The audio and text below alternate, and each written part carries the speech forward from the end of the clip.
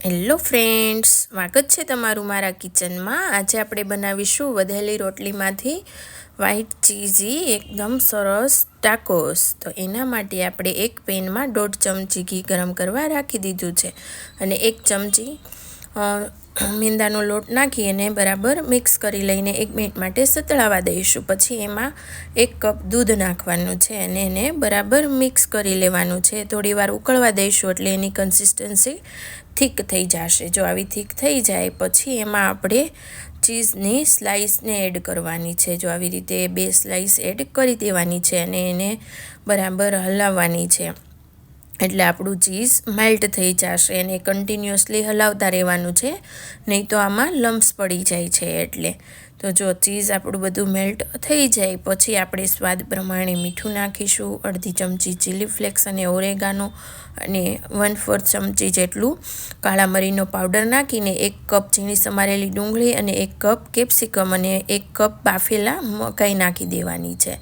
અને પછી આ બધું આપણે બરાબર એકસરખું મિક્સ કરી લેવાનું છે। બધું બરાબર મિક્સ કરીને પછી આપણે આમાં ઉપરથી 1 ચીઝ ક્યુબ નાખવાનું છે। જો આવી રીતે આપણે ખમણીને ચીઝ ક્યુબ નાખી દઈશું એટલે આપણે જે ટાકોસ બનાવીએ ત્યારે ઉપરથી ચીઝ નથી નાખવાનું, એટલે આમાં એકદમ ચીઝ મેલ્ટ થઈ જશે બરાબર। એટલે આપણે આવી રીતના આમાં નાખી દઈશું એટલે આપણે જે સ્ટફિંગ છે એકદમ ચીઝી વ્હાઈટ તૈયાર થઈ જશે। અને આ ચીઝ નાખી દઈએ પછી આપણે 1 મિનિટ માટે મિક્સ કરી અને રહેવા દેવાનું છે એટલે આપણું સ્ટફિંગ એકદમ સરસ તૈયાર થઈ જશે। જો તમે જોઈ શકો છો કેટલું સરસ થઈ ગયું છે। સ્ટફિંગ થઈ જાય પછી આપણે એક વાટકામાં 1 ચમચી માયોનીઝ નાખવાનું છે અને 1 ચમચી શેઝવાન ચટણી નાખી દઈશું અને આને બરાબર મિક્સ કરી લઈશું। મિક્સ થઈ જાય એટલે એક તવા મને ગરમ કરવા મૂકીશું અને એમાં 1 ચમચી ઘી નાખી દઈશું। ઘી નાખીને પછી જે આપણી વધેલી રોટલી બપોરની હોય એને આપણે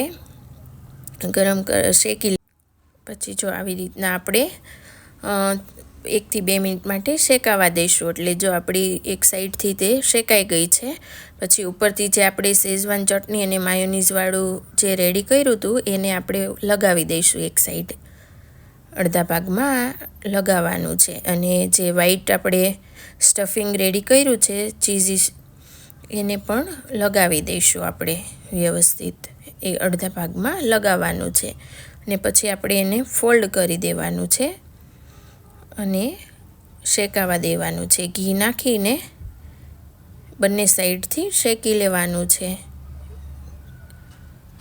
ઘી નાખી અને 1 થી 2 મિનિટ માટે શેકાવા દઈશું એટલે એકદમ સરસ ટેસ્ટી આપણા ટાકોસ તૈયાર થઈ જશે। તો જો તમને મારો વિડીયો ગમ્યો હોય તો લાઈક કરજો, શેર કરજો ને સબસ્ક્રાઈબ કરજો। Thank you.